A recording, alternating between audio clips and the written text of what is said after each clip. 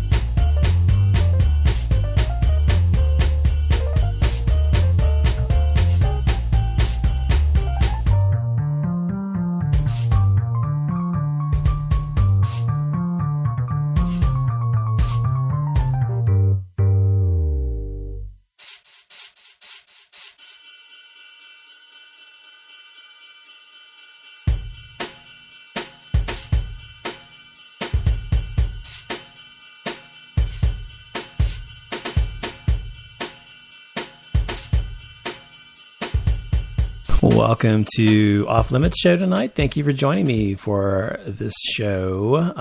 We are doing tonight Some of My Favorite Things show. So I'm just going to kind of go through and list and discuss some of my favorite things. It's my ode to Oprah Winfrey, I guess. It's my favorite thing show, but nobody's going to win shit. So if you don't get a car and you don't get a car and you don't get a car and you don't get a car. So you might as well just sit back, relax, listen, and enjoy the show. So you can listen to my show on iTunes if you want to subscribe to the podcast there. You can also listen to the show on Spreaker.com.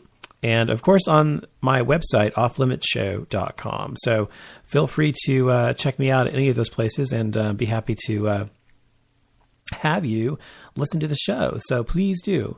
So now we are talking about some of my favorite things tonight. So some of my favorite things are, I'm going to go down a list tonight, and just things that kind of pop down in my head, thinking about it. And I was thinking about all the things that I just adore and I love. There's so many things that I'm a very loyal brand user in many ways. There's a lot of things that I really, really love. And I love various brands, and I am very loyal to brands is what I guess I'm trying to say. So if I find a brand that has a consistent message, has a consistent quality, consistent customer service, those types of things, consistent quality in product, consistent quality in service, consistent quality in the people and the overall, sort of corporate culture, then I am a follower or user of that product for life. And so there's several things that I really, really love. And one of the things I love, I'll start with the obvious, because people who know me well know that I am an avid and rabid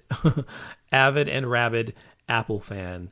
I am an Apple fan through and through. Now, the first computer I ever learned on was when I was 5 years old. 5 years old, believe it or not, and it was an Apple II or something, and it was before computers were big, but they were beginning to make an appearance in some people's homes or whatever. But they weren't anything like they are today, of course. And I was on an Apple II, and that's the first computer I learned on. And then we went to using IBMs, and I was using IBMs from that point until I was probably, I always loved Apple, preferred it, but until I was probably 25, I used exclusively PCs because they were prolific, they were easier to use, easier to get software for, whatever. And then I switched to Apple, and my life has never been the same. So I love Apple products. I've had, let's see, how many computers have I had now? I've had 6 Apple computers now. I've had 3 Mac Pros, a G5 before that, G4 before that, and I had a MacBook Pro. I have a MacBook Pro now, excuse me. Before that, I had a Pro, what the fuck is it called? PowerBook. It was called PowerBook G4. And so And I have, of course, an iPhone. I've had an iPhone 5. I've had the iPhone since the very first iPhone. I remember the very first iPhone I stood in line for in the rain the day it came out in 2007, the very first iPhone. People thought we were all nuts waiting in line for this new product. But we all knew it was going to be revolutionary, and we were right. If you think about the most prolific phone these days, what is it? It's the iPhone. The iPhone is everywhere. Everyone has one. But when I first got the first one, it was like I was a rock star because people, well, first of all, I paid almost $700 for the very first iPhone because there weren't any subsidies or subsidies by the AT&T or anything in those days. You paid the full price to get the phone. And I did, and I was happy to. And so everybody, every time I would go anywhere, oh my God, can I see your phone? Oh my God, can I see your phone? Oh my God, is that the iPhone? Oh my God, oh my God, oh my God. So everybody just was like raving about the iPhone. Now, what is so special about Apple? Why do I love it so much? Well, if you think back to Steve Jobs, think back to who he was and the message he had always sent and had always spoken about and always kind of driven, which was their corporate culture and their manifesto, which was to think different and to be different. And it was always about the Mavericks and the people who were the iconoclasts and the people who were different and paved ways for the people. That was what they wanted to be about. And they wanted to be the innovator and not the follower. They wanted to be the leader. And they were, and they are still today. If you think back about all of these great products and even the things that were created, like in the beginning with Microsoft stole the idea for Windows from Apple. Apple had already had and developed the same basic system based on Unix. So the mouse was as a result of Apple perfecting that idea. And the Newton was the predecessor to the iPhone that we have now, the smartphone. So this is a company that really, really does think forward and thinks about what they're going to do. And that's why I love Apple. That's why I follow them religiously. And that's why I always will. So I love Apple. That's one of my favorite things are Apple products in general. So I named, the iPad, and I mentioned that. So I love the iPhone, the iPad. I've got an Apple MacBook Pro, and I've got a Mac Pro as well.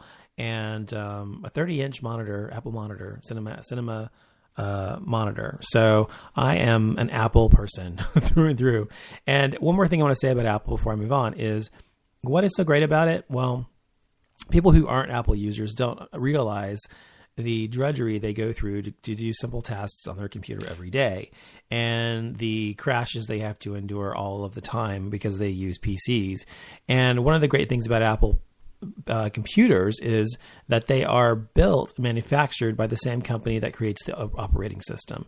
So it is a seamless, integrated unit, as opposed to, and so it works together very well, as opposed to Dell or IBM or Compaq or whatever, HP.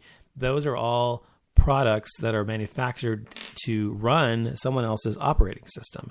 And as a result of that, they often have a lot of issues and they often have a lot of crashes and not to mention a ton of viruses. Not that Macs can't get them too and do, but it's just that it works better on a Mac. And there was one of their campaigns was it just works. And that's true. On a Mac, it just works. It's so much easier. It's about the usability, the easiness of using the operating system. It makes your life easier and not harder. And just as a little aside here, and for full disclosure, I am an Apple stockholder, so I want to say that I'm not saying this for those reasons, but if you want to buy Apple, I'll be very happy. So anyway, just want to let you know that. So next thing, one of my favorite things is another one of my favorite things. And I'm going down things that I own and things that I love and use every day or whatever. And I've talked about this before, is a SodaStream maker. I'll quickly talk about that because I've talked about it a lot. But the SodaStream, if you don't have a SodaStream maker, you should totally get one. If you love like sodas or fizzy drinks like I do, I like fizzy drinks. I don't like just plain flat drinks typically. Like if there's water's fine, but I prefer Voss water that's sparkling, or Perrier, or San Pellegrino, which is my favorite. I prefer sparkling waters, okay? So When I'm out and about and I'm trying to be good, I definitely drink that kind of stuff. But if I'm home, I stop drinking sodas, like, except when I go out occasionally to restaurants and stuff. Occasionally I'll have a soda, a Sprite or a Coca-Cola or something like that, which are so horrible for you because they're full of disgusting things. But anyway, that's another topic. So I stopped drinking that many years ago for the most part. But I drink at home, make my own sodas now with my SodaStream maker, and you can make it all of these different flavors, and it saves you money. You can make from one $5 flavor thing you get of SodaStream, whatever flavor you want. It's like $5, somewhere in that range.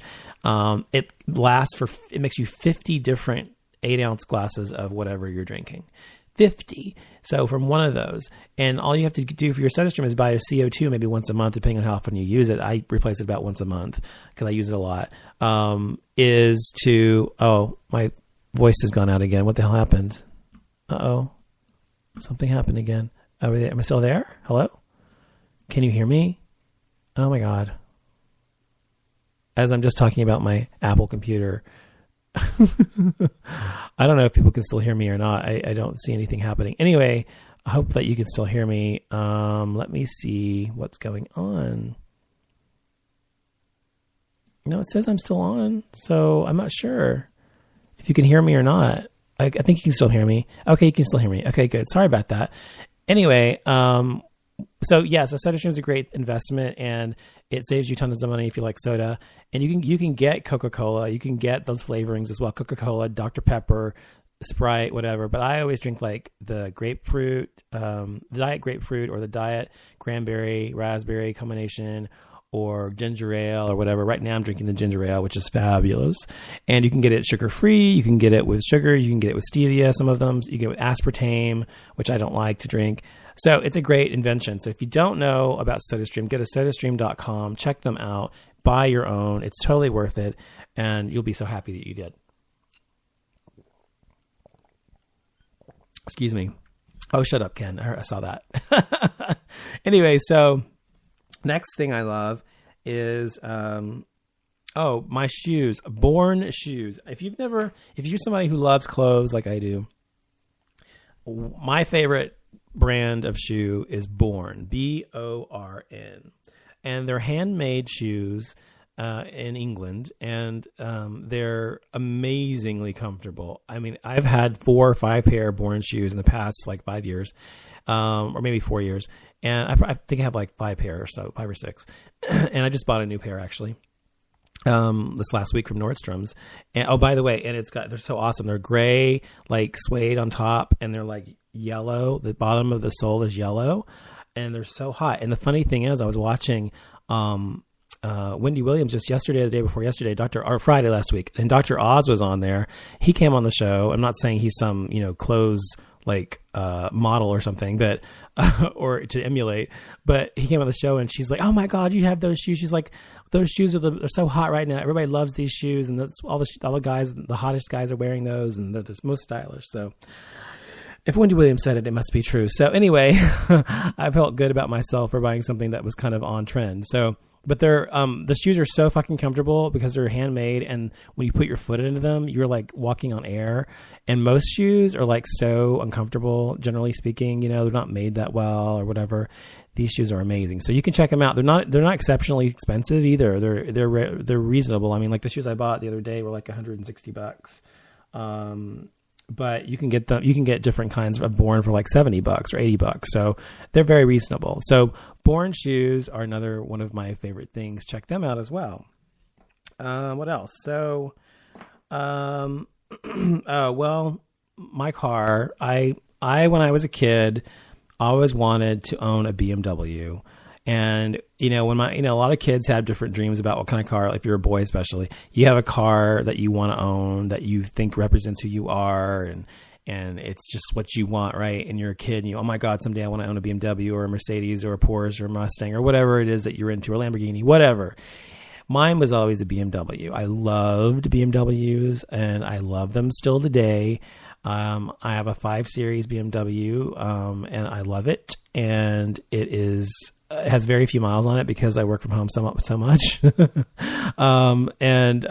probably gonna last forever. And honestly, if I never buy another car, I'll be perfectly happy because I love my car so much.